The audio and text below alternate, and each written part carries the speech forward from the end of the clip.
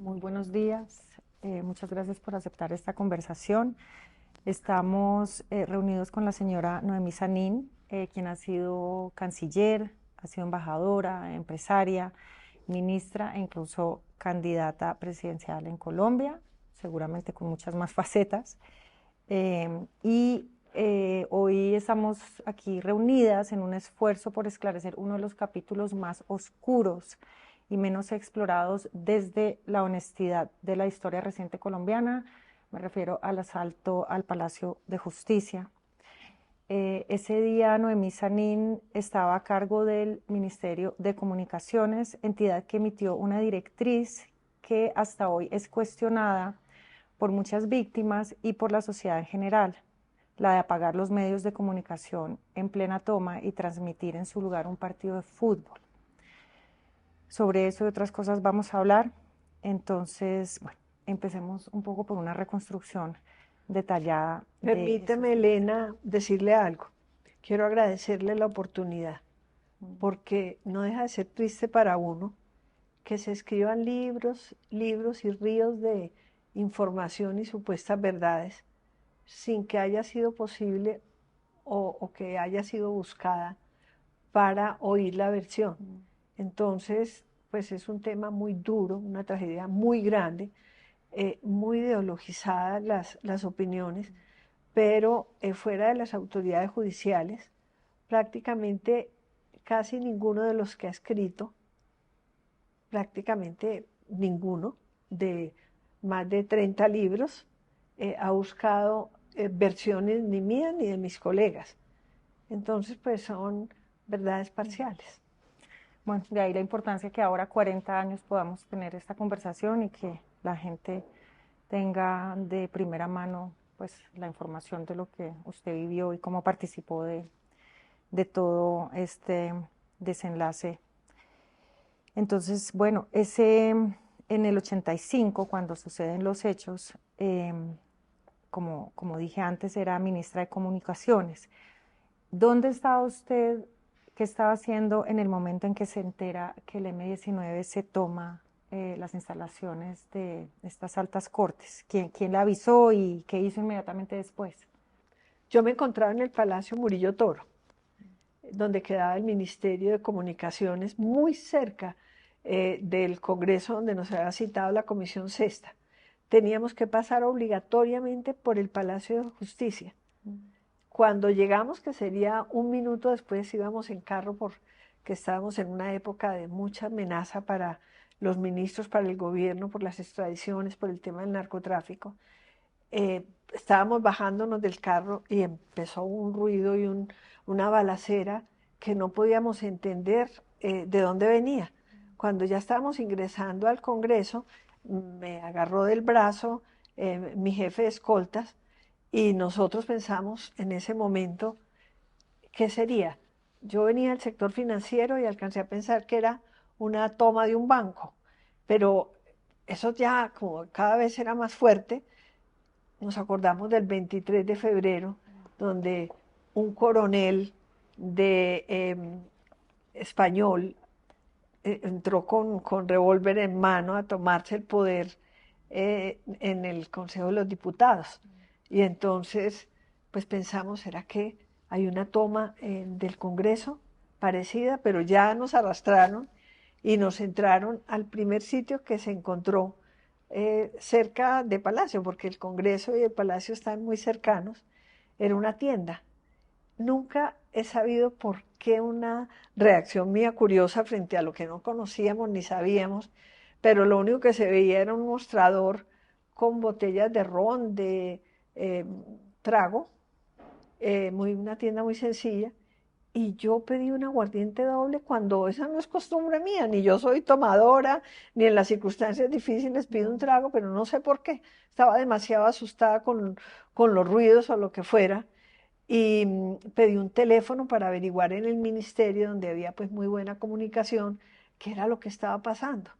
Y el señor de la tienda, el que atendía en el mostrador, nos dijo, no tengo teléfono, aquí no hay. Y entonces yo me empoderé de mis circunstancias y le dije, yo soy la ministra de Comunicaciones, pues parecía muy niña, en esa época yo bordeaba los 30 años, Pues tuve que ser enérgica y le dije, yo sé que aquí hay teléfonos, esta es una zona totalmente comunicada, necesito un teléfono, porque en esa época obviamente no había celulares. Claro. Y entonces el señor pues dijo, bueno, hay uno en el fondo, camine. Me dirigió por un corredor largo donde cabezas se apostaban por las puertas y esa era aparentemente creo yo, una casa eh, pues, de encuentros. Mm. Y Un me prostíbulo. utilicé, sí, pero sí, bueno, podemos decir que podía ser un prostíbulo, una casecita, tienen tantos nombres, ¿no? Y, y entonces tomé el teléfono, pregunté en el ministerio, dijeron, no, no tenemos ninguna noticia, aquí se oye también el fragor de muchas balas de algo que no conocemos muy cerca, pero no tenemos ni idea, le avisamos. Yo les dije, vamos para Palacio.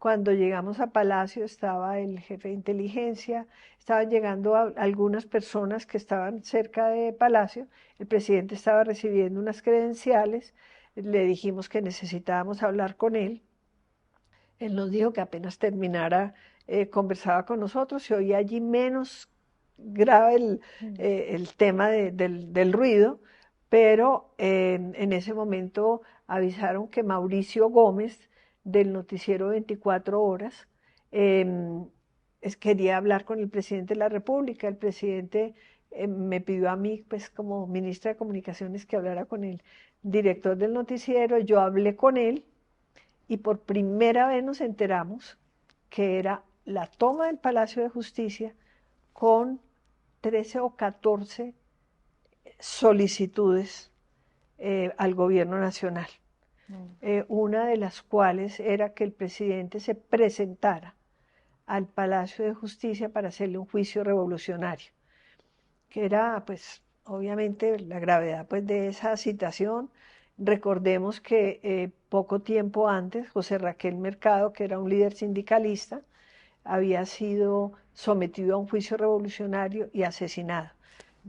Lo que a mí concernía, que yo creo que pues importa, era, ellos pensaban, los del M-19, que habíamos entregado la soberanía a la órbita geoestacionaria, donde hasta hoy, 40 años después, pues no hay forma de defender esa órbita porque pues es a 36.000 kilómetros y es primero llegado, primero servido. Entonces, pues nosotros no hemos tenido satélites y básicamente los países poderosos, sobre todo los Estados Unidos, son los que más han ocupado la órbita. Nosotros arrendamos servicios de satélites, pero hasta hoy no hemos tenido ninguno. Y defender pues una soberanía indefensable por ningún país hasta hoy era una utopía. Y eran cosas así un poco demenciales que me llama la atención que en los libros no se transcriben las peticiones del M-19, pues que eran absurdas. Sí, que Y ellos decían que se sentían eh, traicionados en el armisticio, ¿no? Que no había cumplido la fuerza pública ni el gobierno con lo pactado, digamos, que era uno de los reclamos. el proceso con el M-19 Sí. era muy traumático. La guerrilla del M-19, donde yo tenía varios amigos, mi compañero Carlos Pizarro, amigo mío, pues que yo viví casi su decisión de irse primero para la FARC, después se pasaron casi todos para el M-19 cuando lo fundan. Ese tránsito por la paz con ellos que eran totalmente mediáticos y es que a ellos les fascinaba todos los escándalos Sí. y entonces ya habían tenido la experiencia de la toma de la embajada dominicana, ellos mismos, donde no hubo muertos, donde salieron impunes y donde salieron con dinero y eso fue el antecedente del Palacio de Justicia. Ellos pensaron, si con Turbay nos fue bien, porque pues hubo total impunidad, hubo recursos para salirse, Sería de hubo esperar que todo. con Ellos Belisario, tenían la claro. esperanza que con Belisario de Tancur, que era apodado pues como el dialogante permanente, como que le estábamos entregando el país a la guerrilla por las conversaciones de paz, iba a ser mucho más fácil el diálogo y el arreglo, pero ellos se robaban la espada, se tomaban noticieros, todo lo espectacular les gustaba, más que la misma guerra. Yo después conversé mucho con Carlos cuando salió libre, pero Sí, eran golpes mediáticos. eran muchos golpes mediáticos. Mucho. Yo creo que ellos nunca se imaginaron que esto fuera a pasar. Sin embargo, hay algo muy triste, y es que ellos no entraron pacíficamente. Siempre se anunciaba, todas las tomas y todos los actos le avisaban a los medios de comunicación. En el Palacio de Justicia había muchos medios de comunicación cuando se lo tomaron, pero ellos entraron mataron 2 personas a la entrada. Y entonces pues ya se vio como una intención distinta a la mera situación pues de espectáculo que a veces el M-19 provocaba. Entonces se supo de esto, el presidente se incorporó, llegó el ministro de Defensa, llegaron algunos ministros, él dio la orden de que no todos los ministros llegaran a Palacio porque no se sabía cómo iba a evolucionar el tema, y de todas maneras quería que se quedaran por fuera algunos ministros para efectos de evitar pues un golpe de Estado o algo que, pues, tan grave o más de lo que estaba ocurriendo. Entonces, allí empezó un esfuerzo muy grande de ver cómo hacíamos para que el M-19 se retirara. Los medios de comunicación transmitiendo este tema como un partido de fútbol, así lo definió Juan Gosaín cuando hizo su autocrítica sobre la transmisión. Y les pasaban los micrófonos a todos los guerrilleros en ese momento. En ese momento había una comunicación facilísima. Por otro lado, pues dentro del mismo gabinete y de todo, pues se me pedía, por favor, los medios están desbocados, esto es muy grave. Las familias de las víctimas y las familias de las personas que estaban en Palacio llamaban al presidente y me llamaban a mí. Mire, por favor, que no transmitan, porque podía hablar con mi marido, pero cuando dijeron dónde estaba mi marido ya no podía volver a hablar con él. Entonces, era tremendo. Y la gente de seguridad, el ministro de Defensa, y me decía, pero Noemí, que se salgan los periodistas porque puede haber quién sabe qué, puede haber víctimas periodistas que se salgan, y pedíamos pues que los periodistas pues no estuvieran allí, y que por favor los micrófonos a los terroristas no se los pasaran, porque es que el tema era, con las demandas, con las presiones, era inmanejable. Bueno, usted comentaba pues la edad que tenía en ese momento, era muy joven, y además era la única mujer en el... Ah, no, estaba la ministra también de Educación. Pero digamos, la combinación de ser joven y ser mujer en esa época, digamos que ahora el mundo ha cambiado un poco, pero ¿eso le traía algún tipo de dificultad o no? ¿O nunca fue Creo tema? que no. Okay. Creo que no influyó en ese momento en nada.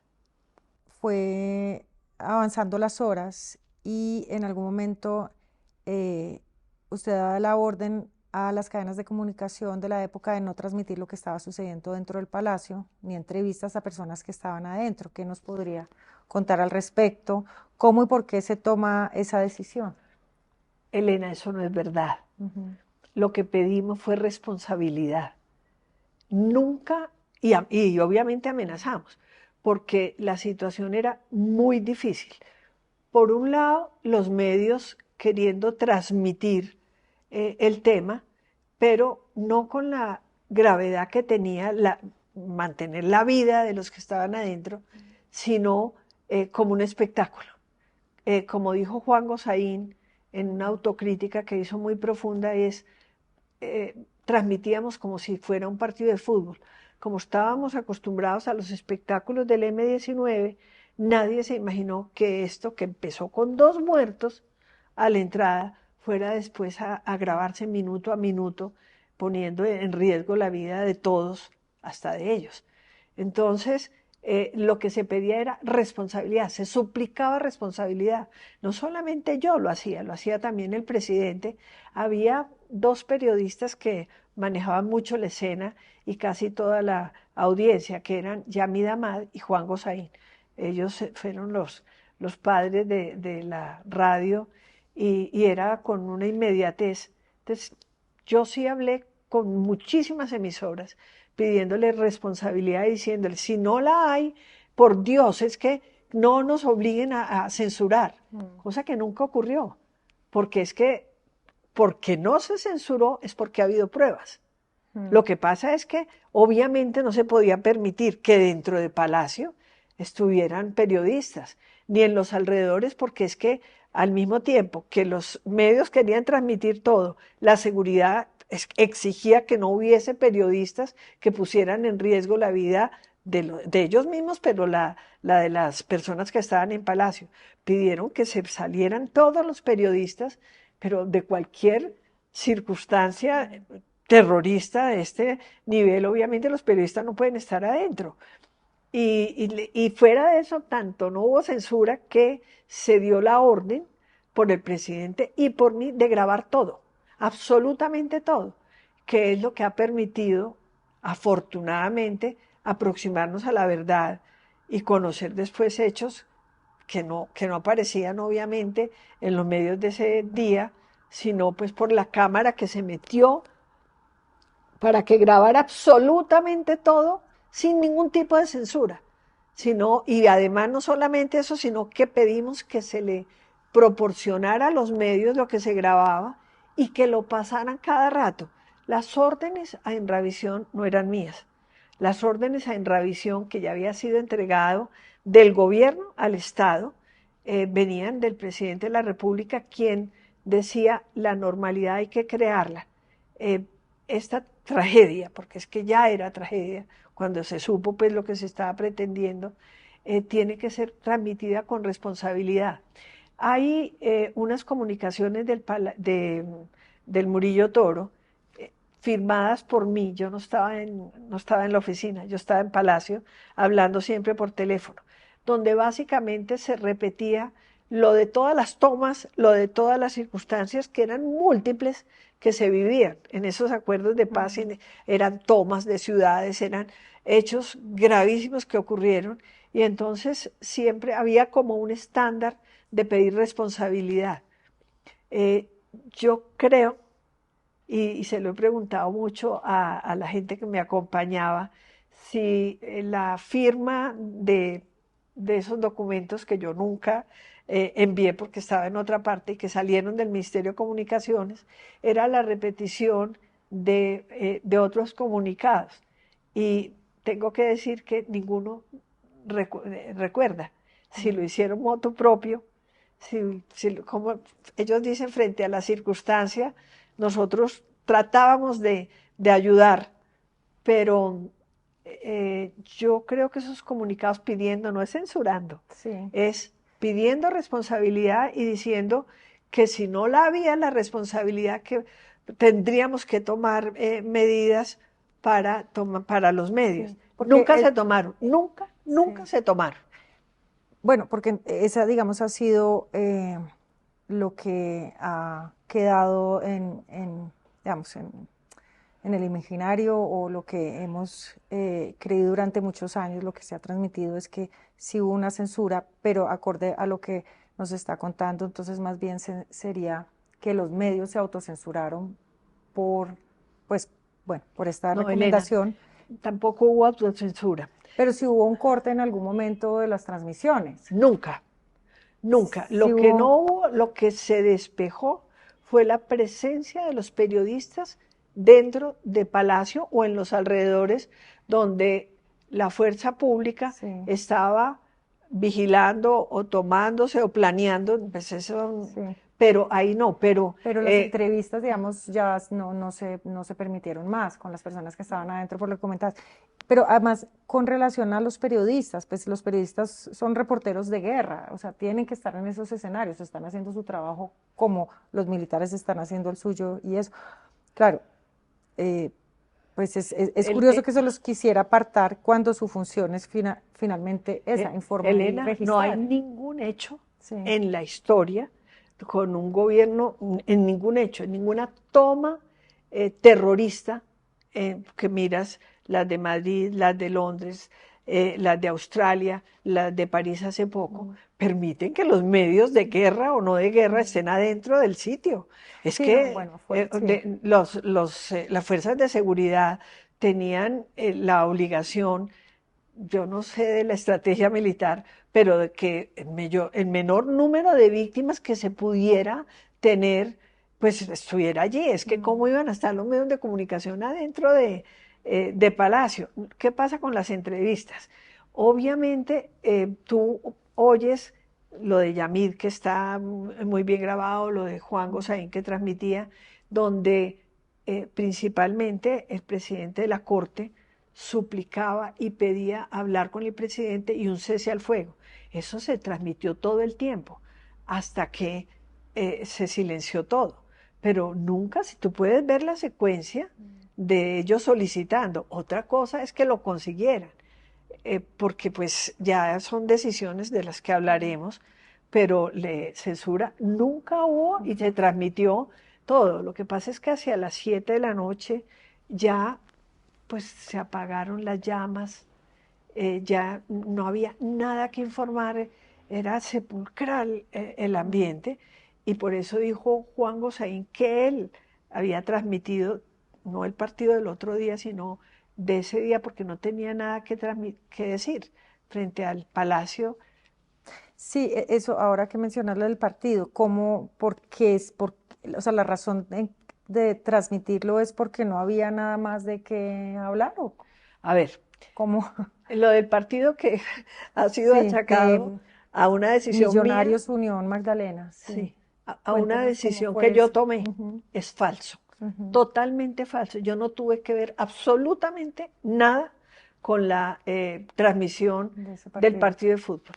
La historia es muy sencilla, además consta por escrito en que el periodista Fernando Barrero, que era quien dirigía Inravisión en ese momento, y su secretario general, que también es un periodista, que se llama Jaime Horta, y que lo han dicho frente a la justicia, pero lo tengo por escrito, dicho por ambos, te lo puedo suministrar cuando quieras, recibieron una llamada del presidente de la República en donde el presidente les dijo, la normalidad hay que crearla. ¿Por qué? ¿Por qué el presidente quería crear la normalidad?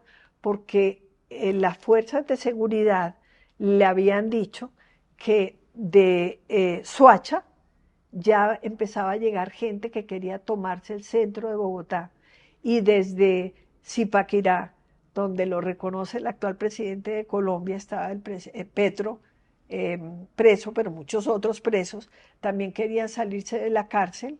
Había amotinamiento para venirse para Bogotá. El recuerdo del 9 de abril estaba en la cabeza de todos, que fue la toma de Bogotá y los muertos y el horror que ocurrió. Entonces, el presidente, tratando de evitar que ocurriera otro 9 de abril con la toma de la ciudadanía y de los revoltosos y de los guerrilleros y de todo el mundo, entonces él le dio la orden al director de Inravisión de que siguiera transmitiendo normalmente la televisión para que la gente estuviera viendo televisión y no se armara pues una revuelta en Bogotá. Eso consta en los Sí, documentos. porque también hay gente que dice que en esa época, yo no lo recuerdo, pero que no era usual transmitir ese tipo de partidos, como que hubiera sido una cosa forzada, en realidad para ocultar pues lo que sucedía ahí. Pero también me llama la Elena, es atención, falso. sí, Yo tengo que decir, aunque la decisión no fue mía, sí, la decisión fue transmitir en normalidad la televisión, sí se transmitían los partidos de las semifinales y de las finales. mm, Y cuando dijo transmiten todo con normalidad, no sé si el presidente sabía o no sabía que era un partido, lo desconozco, pero ellos asumen la responsabilidad de haberlo transmitido por orden del presidente en las cartas que tienen y estaba previsto. Como también se dijo que nosotros después habíamos patrocinado el reinado de belleza días después para quitar el tema del Palacio de Justicia. Era la programación de una empresa privada de televisión que asumió hacer el reinado de belleza bajo su competencia y criterio, que nada tuvo que ver con el gobierno, ni más faltaba. Son las leyendas que se asumen, pero nada más injusto que achacarme a mí lo del partido de fútbol. Yo me enteré de la transmisión del partido de fútbol, que obviamente ni vi, ni me interesaba ese partido, años después, porque del partido de fútbol no se habló sino después en la reconstrucción de todo. En mucho tiempo no se mencionó. ¿Hubo posibilidad después de aclarar eso para que no quedara pues como una leyenda? ¿O esta es la Frente a la primera vez? justicia, siempre lo he dicho, Sí. frente a la justicia siempre, el director de Inravisión y el secretario general lo han dicho. El presidente de Betancur, no sé, creo que también obviamente lo aceptó, pero lo del partido de fútbol fue la transmisión normal de la programación prevista con una orden, que fue que cada 10 minutos hubiese una interrupción y se transmitiera lo que estaba ocurriendo dentro del Palacio de Justicia y cómo se estaban adelantando los hechos. Esa orden sí se dio. Interrumpan, pero yo no la di, la dio también el presidente de la República. Dentro de la normalidad que él estaba buscando para evitar un 9 de abril, quería que oficialmente se transmitiera a la gente lo que estaba pasando. Sí, porque claro, esto siempre ha dejado como la sensación que con esa decisión se abandonaba un poco a los civiles a su suerte. ¿Hubo dentro del gabinete alguien que se opusiera o que planteara, bueno, aunque sean medios privados, es importante mantener a la ciudadanía informada o alguna reflexión frente a esa decisión? Elena, la ciudadanía estuvo informada todo el tiempo. Es que no hubo censura, hubo amenazas de que por favor no nos obligaran a tomar medidas, pero la solicitud fue de responsabilidad. Tú puedes ver todos los cassettes, además las transmisiones, la ciudadanía estuvo informada. Lo que no estuvo informada fue cuando ya las comunicaciones, que ya hablaremos de eso, fueron interrumpidas, pero ya mi dama Juan Gozaín, todas las emisoras, inclusive de afuera, creo que también seguían transmitiendo. Sí, las internacionales. Nunca, inclusive las solicitudes del presidente de la Corte de hablar con el presidente y de pidiendo cese al fuego, hasta que las hizo, fueron transmitidas. Es que lo del Palacio de Justicia es conocido todo por los medios y por la información de la prensa oficial. Censura, vuelvo y repito, no hubo. Sí, o sea, entonces acorde a eso sería, digamos, injusto. Porque si no, entonces las pruebas ¿de dónde salen? Sí, las pruebas salen sí, de lo que se transmitió. Y gracias precisamente a la labor de los reporteros, que es algo que también se suele como pasar por alto, ¿no? Que tienden a atacar mucho a los medios, pero gracias al trabajo de los reporteros es que después tenemos conocimiento de muchas cosas. Es verdad. También, pero entonces, en este sentido, claro, sería falso entonces decir que con eso pues se amplificó la violencia y se perpetuó la impunidad, que también es algo que ha quedado como resonando en muchas personas. ¿Usted se acuerda, Elena, por ejemplo, de la toma de la Embajada de República Dominicana? No me acuerdo porque estaba muy chiquita, pero sí leí. Sí, pero a usted le gusta la historia. Los periodistas no estaban adentro. Los periodistas crearon afuera una cosa que se llamaba Villa Chiva, de transmitir, pero no tuvieron riesgo de vida. Aquí con la conflagración que hubo tan terrible, obviamente hubieran podido quedar atravesados, pues quién sabe por qué. Pero yo creo que es el momento y agradezco mucho la oportunidad de decir, censura no hubo. ¿Qué había? Había una circunstancia en donde los periodistas necesitaban informar, pero obviamente con solicitud de responsabilidad, que fue muy difícil, y hay autocrítica de ellos mismos en muchos foros donde reconocieron sus excesos, donde decían, pero tanto hay de Yamit como de Juan Gosaín, que eran como los líderes del manejo de la opinión en ese momento, donde reconocían que habían transmitido así, como un partido de fútbol. Pero cuando ya las familias además decían, por favor, que los medios no digan dónde están los magistrados o las personas que decían, que mostraban dónde estaban, porque inmediatamente iban por ellos. Es que no se nos olvide que en esa época había transistores. Entonces, la comunicación de lo que decían los medios con los guerrilleros adentro era total. Nosotros en el gobierno nos enterábamos por radio. Es decir, Elena, cuando llega el helicóptero, nosotros nos enteramos por el ruido del helicóptero que se oía, pero por los transistores que estábamos oyendo. Porque nosotros, los civiles, los ministros civiles, no teníamos nada que ver con la operación militar. Nosotros, cuando entraron los tanques, nos enteramos por la televisión, que lo transmitió la televisión. Y por eso las pruebas todas que hay, básicamente son pruebas derivadas de que los medios sí pudieron tomar todas las imágenes de la entrada de los tractores, de lo del helicóptero, de todo.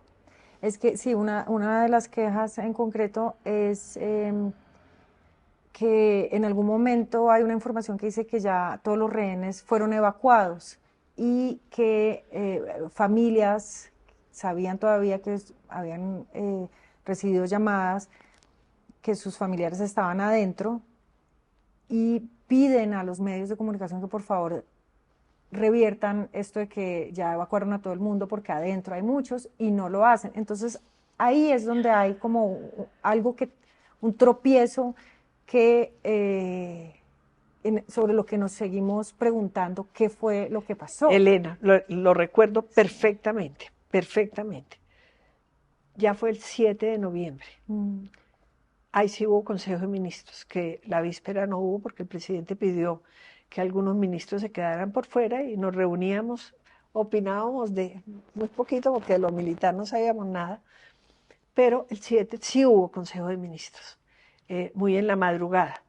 Y el presidente nos pidió a cada uno dar su opinión de qué deberíamos hacer en ese momento donde no había, era silencio total, en el palacio no había un movimiento, había ya muchas cenizas del incendio que se había presentado y cada uno opinó. Mi opinión fue, pidámosle a la Cruz Roja que nos ayude, que fue opinión de varios, para pedirles reanudar un diálogo que se interrumpió con el presidente de la Corte y con la guerrilla, para pedir pues que se rindiera la guerrilla. Entonces, eso se acordó en ese Consejo de Ministros, que fuera la Cruz Roja para pedirles pues que se rindieran lo que se había hecho la víspera, que se había solicitado lo mismo. La Cruz Roja fue repelida totalmente por el M-19, no pudo hablar el presidente de la Cruz Roja, tuvo que ser retirado por el riesgo de que le estaban disparando. Pasó un rato, estábamos en Consejo de Ministros oyendo todo por un radio transistor puesto en la mesa del gabinete. Nosotros oíamos, estábamos oyendo en ese momento a Yamid Amad. Y empezó a transmitir Yamid Amad y dijo, afortunadamente parece que todo pasó, que todas las vidas están salvaguardadas, que no hay víctimas mortales, y empieza a salir uno a uno todas las personas que están en Palacio. Nunca se me olvidará, tengo la imagen perfecta de Belisario de Betancur, que era tan espiritual y además tan religioso, dando gracias, agachado. Yo también tengo que confesar que le di muchas gracias a Dios que todo hubiera terminado, pues no felizmente porque era terrible el tema, pero sin muertos. Y empezaron a transmitir y todos en un momento de mucho recogimiento, pero de mucha felicidad, cuando a los minuticos dice ella, a mí además nunca se me olvida, parece que sí hay muertos. En el baño del cuarto piso fueron llevados los magistrados y Sí, parece alrededor de que no 60 y había. 70 personas estaban en ese baño. En ese Mm, momento, pues, claro. lo único fue que supimos que había muertos, que había Mm, magistrados que los habían llevado allí. Eh, no recuerdo bien qué transmitieron, pero había víctimas. mm. Y ahí cambió absolutamente todo. Fue desgarrador el tema. Bueno, el 24 de noviembre del 85, o sea, unas semanas después de los hechos, los familiares, sobre todo los hijos de algunos de los magistrados de la Corte Suprema,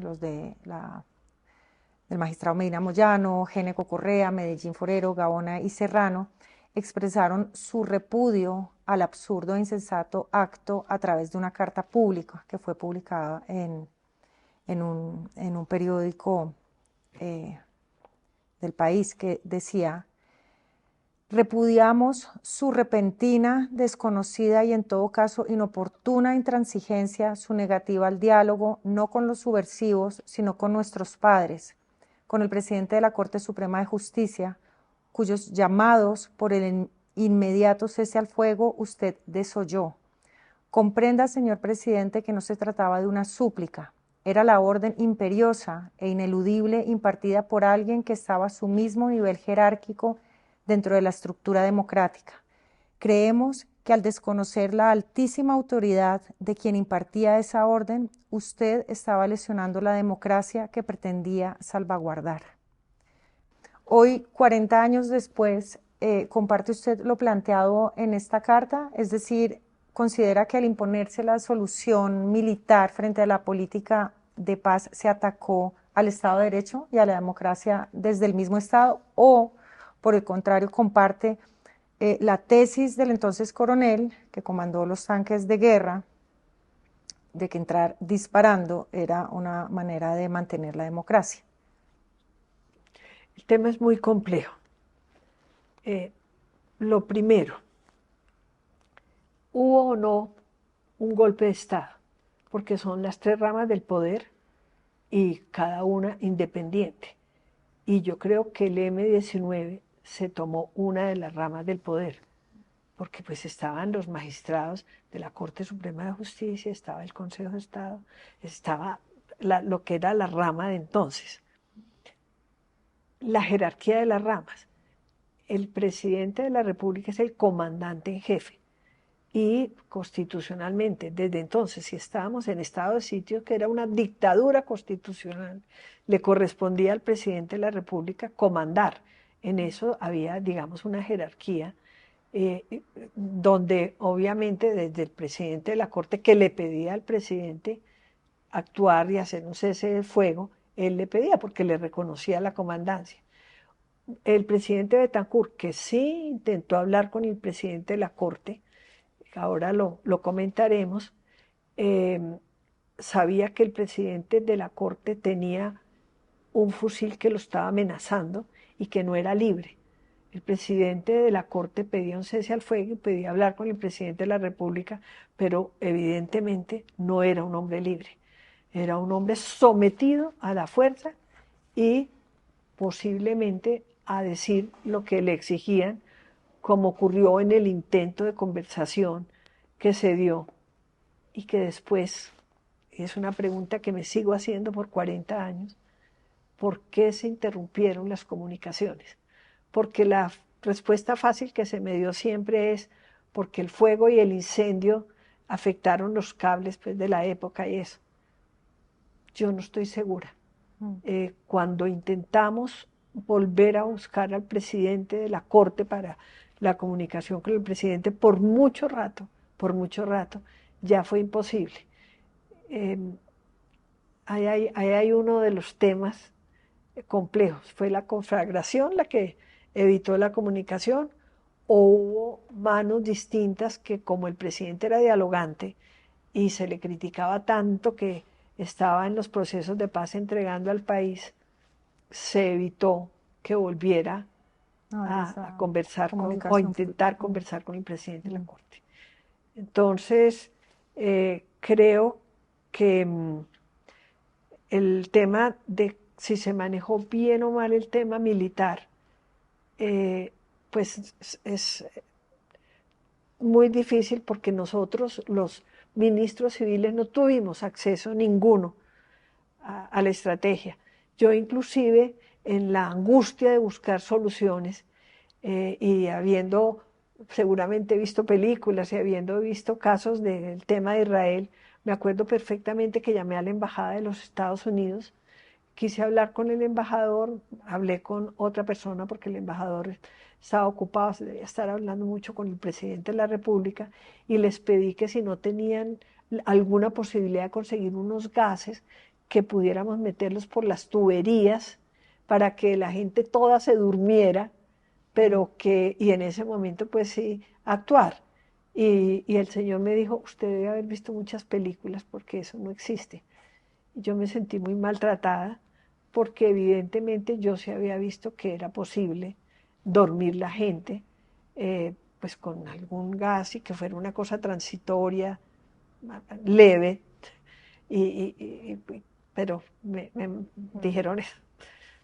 Bueno, Cada uno a su manera buscaba, los civiles, de fórmulas distintas a la estrategia militar, que vuelvo y repito, nosotros nos enterábamos de los tanques, de los helicópteros y todo, por los medios de comunicación y por lo que oíamos.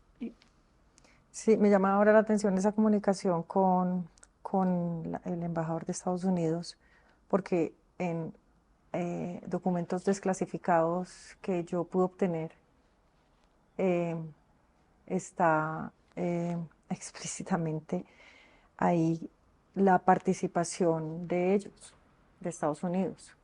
Y la desconocía totalmente. sí, y es algo que a mí me ha sorprendido porque esto no se ha indagado más a fondo.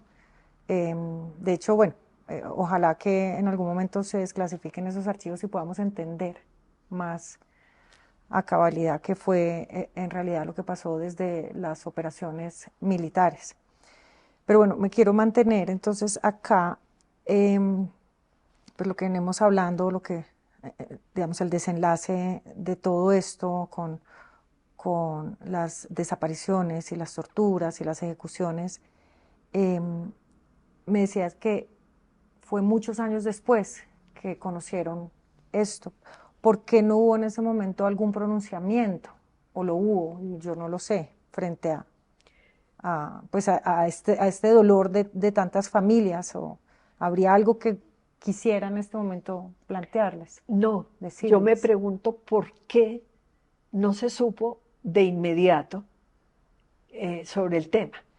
Porque yo me demoré mucho tiempo en saber que en la casa del florero había habido conductas punibles, actos de tortura, y después se habían comprobado desapariciones.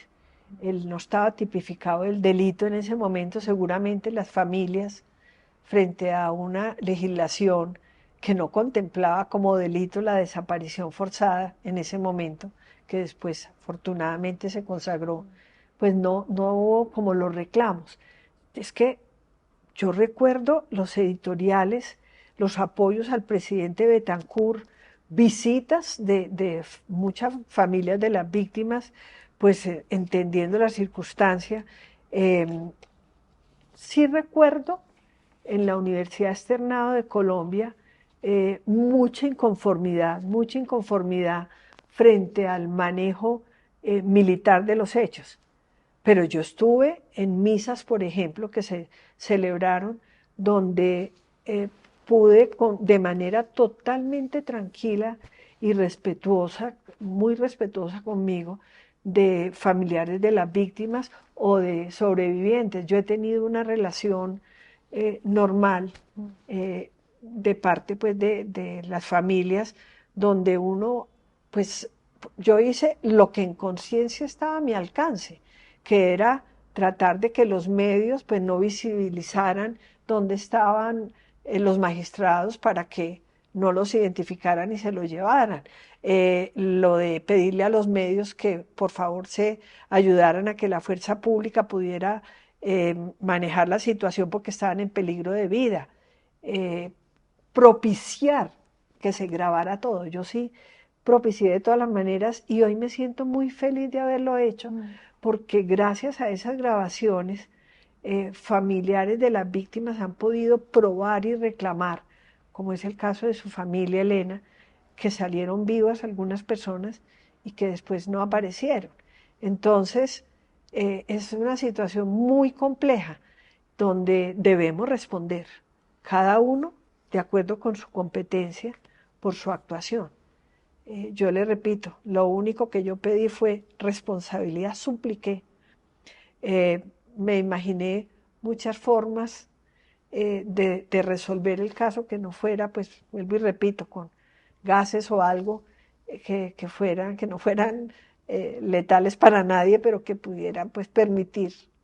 Y, y nosotros los civiles pues tratábamos de buscar fórmulas, pero casi todo el tiempo lo dedicábamos a buscar comunicación con los magistrados y a que se diera la comunicación del presidente de la República con el presidente de la Corte. Incluso le voy a decir Hasta algo. que se corta eso sin saber cómo, por qué. Yo tengo esa pregunta. Pero cuando nos ponemos de acuerdo con que, y el presidente acepta, porque nosotros sugeríamos, no había Consejo de Ministros y le sugerimos al presidente que hablara con el presidente Reyes Echandía. Él dijo, no, es que yo quiero hablar con él, tengo un problema, y es que yo no distingo la voz y me preocupa que utilicen y simulen que sea él y hable otra persona. ¿Cómo hacer para evitar eso? Y entonces fue cuando el ministro de Justicia y el general Delgado Mayarino le dijeron, nosotros conocemos las voces. Delgado Mayarino dijo, yo soy amigo del presidente de la Corte y distingo perfectamente la voz. Y acordémonos que él era el comandante de la policía, si mal no recuerdo, y estaba facilitando la comunicación. Y el ministro de Justicia dijo, creo que Andrés Almarales era el que estaba con el presidente de la Corte, el que transmitía, pues sí, se conocía en los medios que estaba al lado.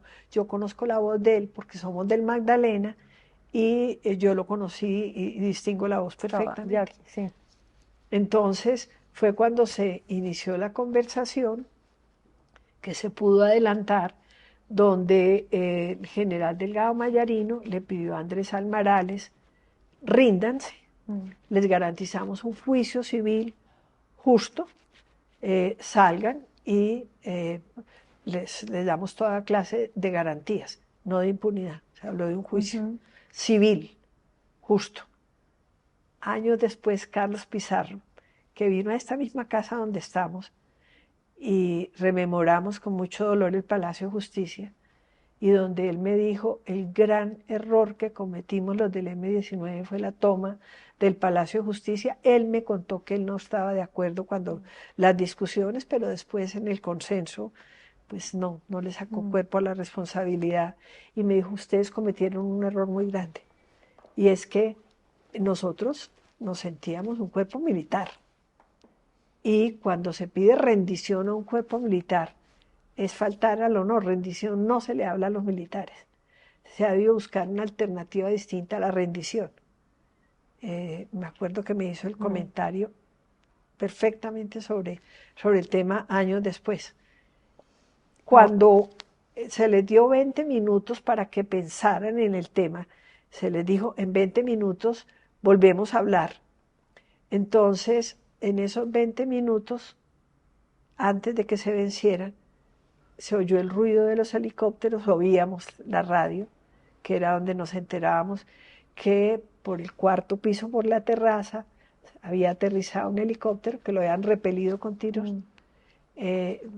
Oímos la noticia y 3 ministros, de forma muy airada, muy ofuscados, protestamos, que fue Lilian Suárez, ministra de Educación, el ministro de Justicia y yo.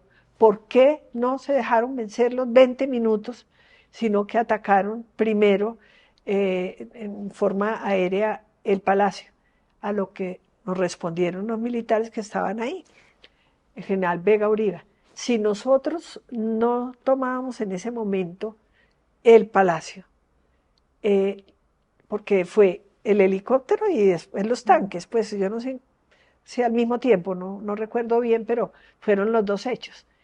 Me acuerdo que dijo: si nosotros no hubiésemos hecho eso, el palacio se volvía infranqueable. Era imposible después garantizar la vida. Teníamos que hacerlo en ese momento. Nosotros no estuvimos de acuerdo porque se había pedido un plazo, pero no, en temas militares No, y teníamos curioso porque en realidad no garantizaron la vida de muchas personas. O sea, al final hablamos de casi 100 personas y fatal, muertas y más de una docena de desaparecidos. O sea, que esa estrategia de el general Vega Uribe no fue para nada exitosa. Yo ahorita quiero que hablemos del M-19 también, pero para no saltarme, ustedes, o sea, el gabinete ministerial saca un comunicado el 28 de enero del año siguiente, o sea, 2 meses y medio después, que hablaba sobre lo sucedido el 6 y 7 de noviembre del 85.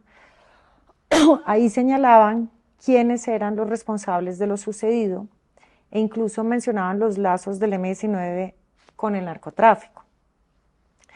¿Cómo pudieron ustedes sacar tan apresuradamente estas conclusiones sin que hubieran investigaciones de fondo? Sí. ¿Y por qué no mencionaron ahí los excesos de la fuerza pública, pues que ustedes mismos vieron?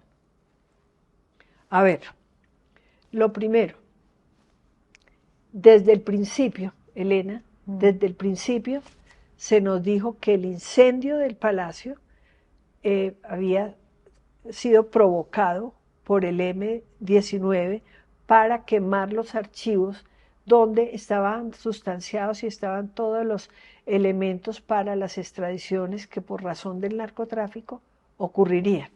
Desde el principio.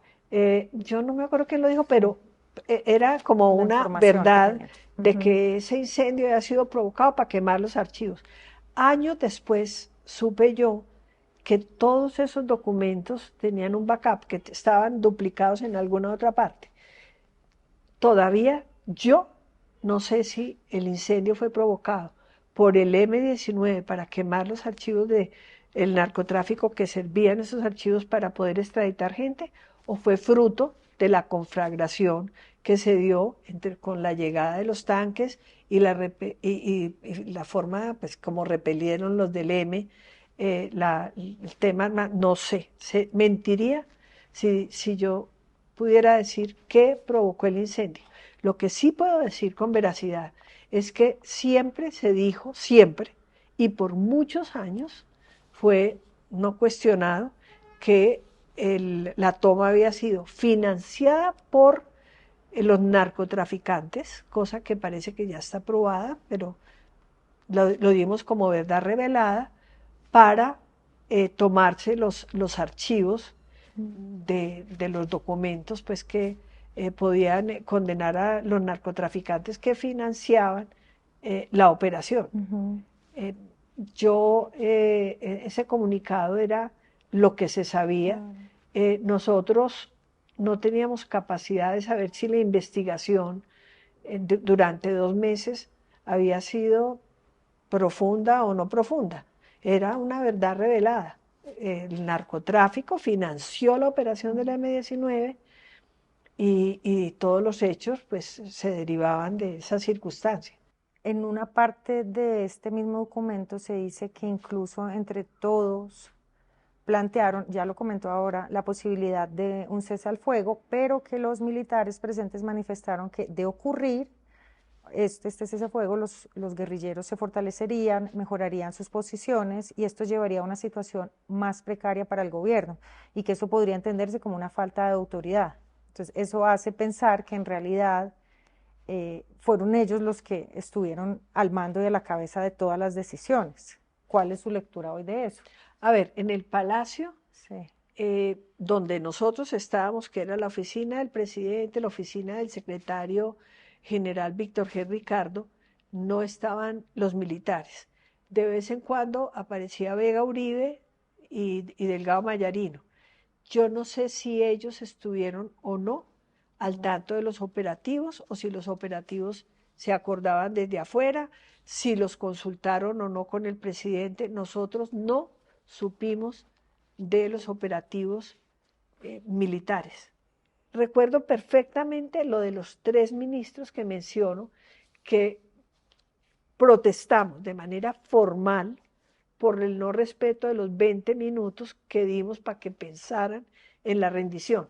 El ministro de Defensa, cuando protestamos los 3 ministros porque no se habían respetado los 20 minutos que se habían concedido para la reflexión de la rendición, porque se les pidió rendición y juicio civil garantizado.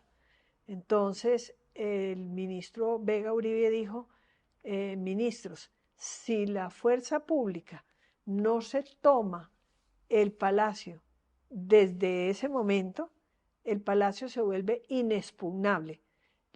Se atrincheran los del M-19 de tal forma que resulta imposible la retoma del palacio. El presidente, me acuerdo que le preguntó, ¿pero se puede garantizar la vida de todos los que están en el palacio?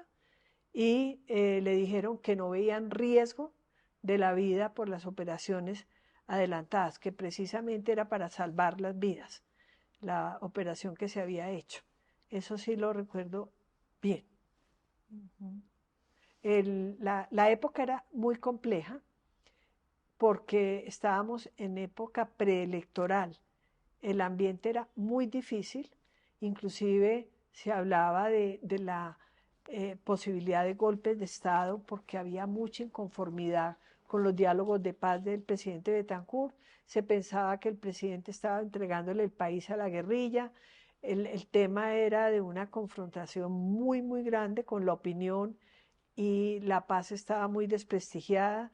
Desafortunadamente los resultados de la paz que habíamos firmado y logrado en algunas oportunidades, porque alcanzamos a firmar la paz con las FARC, fue cuando nació la Unión Patriótica, pero pues los ataques y los problemas seguían.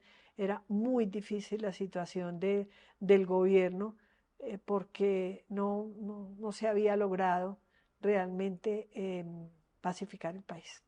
La memoria en relación al asalto del Palacio de Justicia ha sido una pelea que se renueva en cada coyuntura judicial, en cada crisis política, en cada aniversario, y no siento yo que se haya realizado una evaluación histórica transparente de lo ocurrido, pues porque ha estado atravesado más por prejuicios políticos que por evidencias judiciales. ¿Usted cómo lo ve y le ha afectado de alguna manera? Estoy totalmente de acuerdo con el fondo de la pregunta. Ha faltado un análisis y un juicio sereno sobre los hechos. Yo creo que hay demasiados espacios no resueltos, muchas circunstancias que todavía no conocemos y es triste porque todavía estamos vivos algunos de los que vivimos en alguna circunstancia la época, pero por ejemplo, a varios colegas míos ministros nunca nadie, ni la justicia, ni la prensa, ni los novelistas, absolutamente nadie que haya hablado del tema los ha llamado nunca, nunca. Eso es absurdo.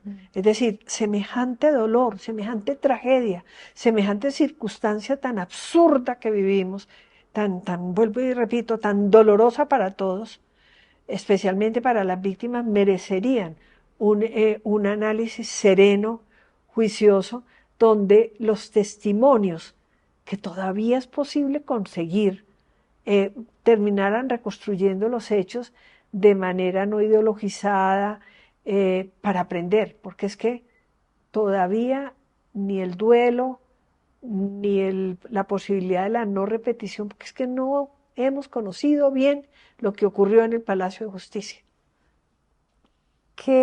opinaría usted si le digo que después de los hechos hubo conveniencias políticas para huir del debate sobre el proceder de la fuerza pública? Yo vi en el Congreso eh, juicios que se adelantaron. Recuerdo perfectamente la presencia de alguna vez de un militar, pero también recuerdo que fue ovacionado en el Congreso después de hablar. Si mal no recuerdo, fue el ministro de Defensa el que atendió una citación, pero es memoria después de 40 años. ¿Sabía usted, eran conscientes, recordaban que meses antes del asalto se había emitido el primer fallo judicial en la historia contra la fuerza pública por tortura? Unos meses antes nada más. Esto se había realizado por magistrados del Consejo de Estado, que estaban además dentro del edificio cuando sucedió este asalto. Y además se venían revisando varios casos más, otros casos de violación de derechos humanos ocurridos durante el Estatuto de Seguridad de Turbay Ayala, el anterior gobierno a Betancur. ¿Cree que la manera de reaccionar de la fuerza pública pudo haber estado teñida de alguna manera de venganza frente a los magistrados por sus investigaciones? Me queda imposible contestar esa pregunta. No tengo el conocimiento de si hubo venganza. Lo que yo viví en Palacio, nunca vi o sentí ese sentimiento que yo estuve, pues por muy pocos momentos en contacto con esas dos personas, con Vega Uribe, con el general Delgado Mayarino, y nunca sentí que ese fuera una motivación que ellos tuvieran. Yo no sé qué tanto tuvieron que ver ellos con la estrategia militar que se adelantó o no, desconozco. Sí sé que se estaban adelantando juicios previos por tortura y estábamos en época del estado de sitio, que es una dictadura constitucional, pero la verdad es que el presidente Betancur era un humanista, era un hombre defensor de los derechos humanos, era un hombre bondadoso, probo, aunque representaba autoridad. Es decir, nunca vi que a él o al aparato civil se le tendieran sospechas de buscar, pretender o aceptar torturas hacia nadie. Y de los militares, la verdad, yo tenía muy poco contacto. Ese día, pues con frecuencia me decía Vega Uribe: ministra, lo que están provocando es que haya un 9 de abril, la prensa está llamando casi que al amotinamiento, esto es, aquí quién sabe qué va a haber, pues eso era lo que se me decía. Bueno, hemos hablado mucho de la operación militar y Rafael Zamudio Molina, que era el comandante del ejército durante el asalto al Palacio, él dijo posteriormente en una conferencia en Chile que el desenlace de la confrontación militar fue un ejemplo al mundo de cómo se debe actuar. Hoy, a 40 años, teniendo un montón de información adicional a la de esos mismos días, ¿cómo lo ve usted? Juzgar 40 años después es muy difícil. Yo no sé de temas militares. No los conozco hoy ni los conocía entonces. No he tenido nunca competencia sobre la materia. Uno, en muchísimas noches donde el recuerdo de las llamas del palacio no se lo puede uno quitar ni despierto, ni dormido, porque es que esa es una pesadilla, el dolor que uno siente viendo arder el Palacio de Justicia y sabiendo que hay gente adentro. Eso uno no se lo puede arrancar de sus sentimientos. Y entonces, pues, obviamente uno vuelve y piensa, y cada vez que hay un ataque terrorista en cualquier parte del mundo, yo me meto a fondo a ver cómo manejan el tema. Desafortunadamente, siguen siendo los ataques terroristas muy complicados de repeler.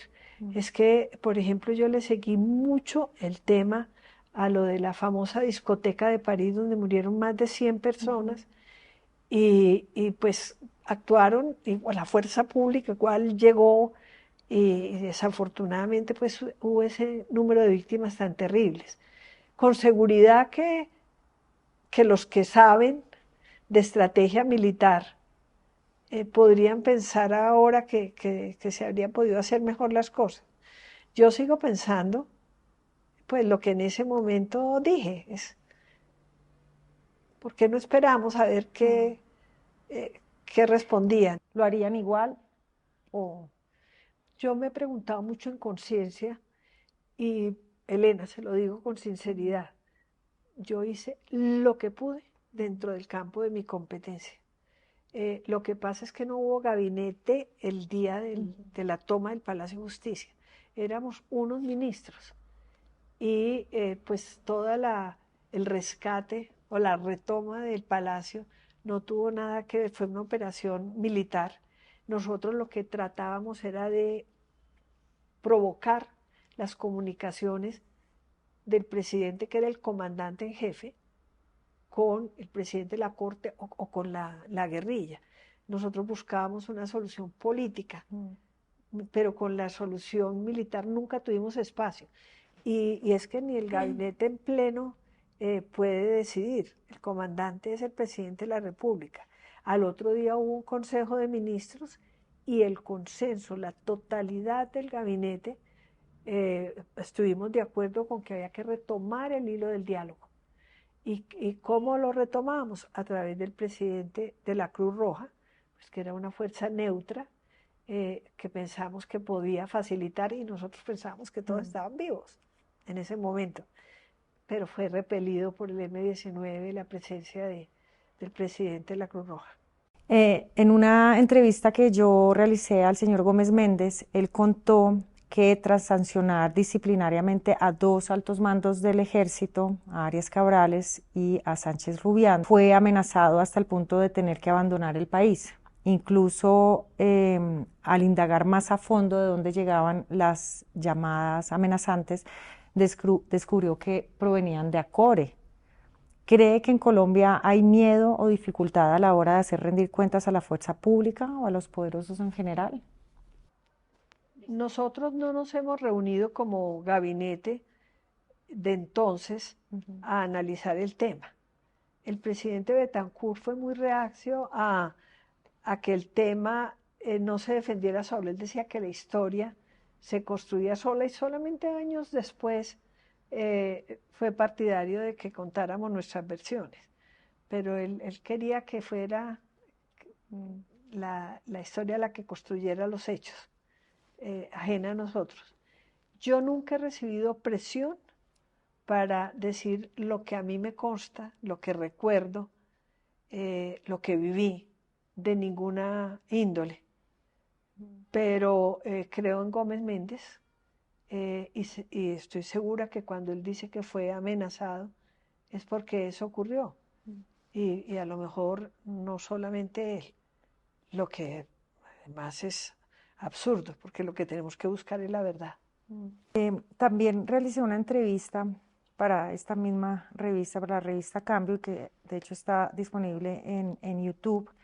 Esta fue con un ex agente de inteligencia en la que él afirma que la instrucción que existía era hacer todo para sabotear los acuerdos de paz, eh, pues que de la época, del momento, y que esa ha sido el continuum, la línea, la directriz implícita hasta hoy.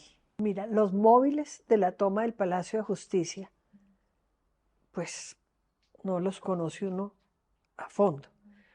Esa tesis me pareció complicada, no imposible, porque es que los procesos de paz en ese momento ya estaban pues o rotos o estaban o habían triunfado, pues aparentemente, porque en ese momento ya habíamos hecho el acuerdo con la FARC, había nacido la UP y estábamos viviendo como un momento de tranquilidad con la FARC. No habían empezado las masacres espantosas que hubo después contra la gente, ese genocidio que hubo contra la gente de las FARC, porque una equivocación tremenda, yo creo que muy de fondo, fue la que cometimos de permitir que hubiese brazo armado y brazo político. El brazo político pues era el partido de la FARC, y, que era la UP, la Unión Patriótica, y el brazo armado que supuestamente era que con la experiencia de Salcedo en los llanos, en los años 50 no quería que se repitiera la masacre de que los mataran a los que hacían la paz. Pero fue una equivocación, no es compatible un brazo armado y un brazo político. Las armas deben estar exclusivamente en poder legítimo del Estado. Bueno, ahora pasemos a enfocarnos un poquito más en el M-19 y volviendo pues al 6 y 7 de noviembre del 85. Durante esos 2 días, los miembros del comando de esa guerrilla que estaban adentro, que estaban adentro pues durante la toma y la retoma, tuvieron muchas oportunidades para rendirse y así pues salvar la vida de los rehenes, pero no lo hicieron. ¿Qué cree que habría pasado si el M-19 hubiera decidido rendirse y entregarse? No estaríamos en estas circunstancias porque se habrían salvado todas las vidas. Ellos sostienen que nunca pensaron estas consecuencias, pero cuando ya empezó todo el tema y el enfrentamiento, ellos podrían perfectamente haberse o entregado o rendido o haber condicionado a su libertad salirse de palacio. Nunca hubo intención. Acuérdate que eso era con un lema de poder o muerte. Morir o vencer, vencer o morir. Vencer o morir. Era la frase, y que además la repetían constantemente, de modo que ellos sí entraron dispuestos a todo. Ellos creían que podían hacer un relevo, un golpe de Estado y conseguir el poder. Fue un hecho muy ingenuo además, cruel e ingenuo. Y tras la desmovilización de este mismo grupo en el 90,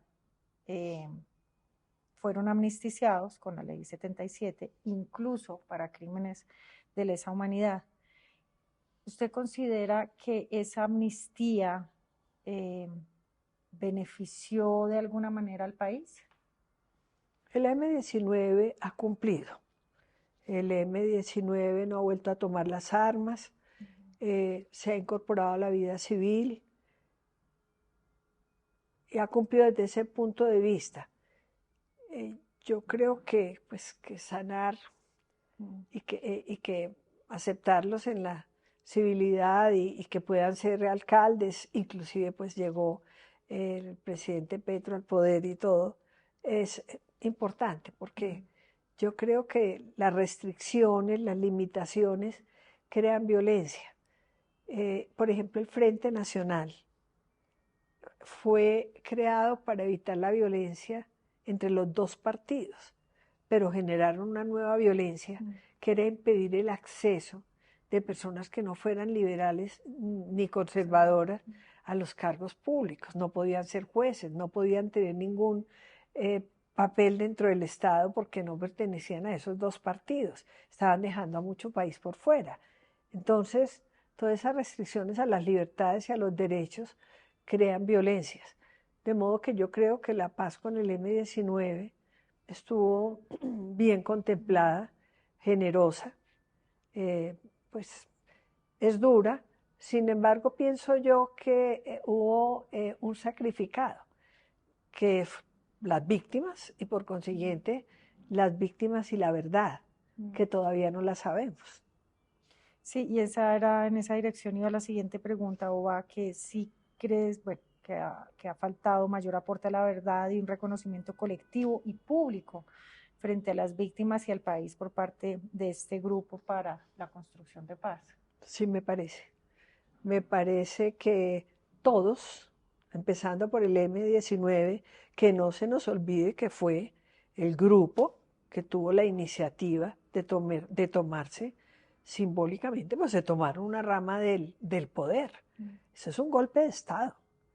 Y ellos deberían decirle al país sin ninguna consecuencia penal porque ya fueron amnistiados. Ha habido circunstancias bonitas cuando entregaron todas las armas y se hicieron monumentos a la paz con ellas. Ellos entregaron realmente las armas. Por ejemplo, reparación. Yo no he visto en ninguno de los acuerdos de paz de Colombia reparación a las víctimas. Y quizás la reparación más importante y más sacrificada es la de la verdad. 40 años después, pues tanto ustedes, las víctimas directas, y nosotros que tenemos ese dolor que nos acompaña a todos, tampoco la conocemos. Si sumáramos todas nuestras voces, nuestras experiencias, nuestra verdad subjetiva, siempre subjetiva, podríamos de pronto llegar a conclusiones y para que nunca más, Dios quiera que nunca más ocurra semejante horror y tragedia que cambió tu vida, y no solamente de ustedes las víctimas, de los descendientes o de los compañeros, la vida de nosotros también cambió. Después de vivir lo del Palacio de Justicia, uno no es el mismo. Pues esa era precisamente la última pregunta. ¿Cuál cree que sería el camino para que en conjunto pudiéramos entender realmente lo que sucedió en esos días y intentar sanar esa herida en la historia de Colombia? Y bueno, yo agradezco mucho por esta conversación. Espero que otras voces puedan sumarse para que podamos dar un paso hacia adelante. Estas son voces aisladas. O sea, yo estoy dando mi versión de acuerdo con mi conciencia y mis recuerdos después de 40 años. Pero si a mi lado estuviera una persona del M-19, una de las personas que logró sobrevivir, otro de mis colegas, si pudiéramos ir complementando nuestra vivencia con tantos testigos que todavía viven y que a la vuelta de nada ya ninguno de nosotros va a estar, construiríamos la verdad entre todos, porque hasta ahora lo hemos construido con un rompecabezas donde no arman las piezas. Sí, bueno, esto es un intento por aportar ese ejercicio. Muchas gracias, Elena, y de verdad que el dolor que estos 40 años has tenido, también nosotros lo vivimos y es nuestro.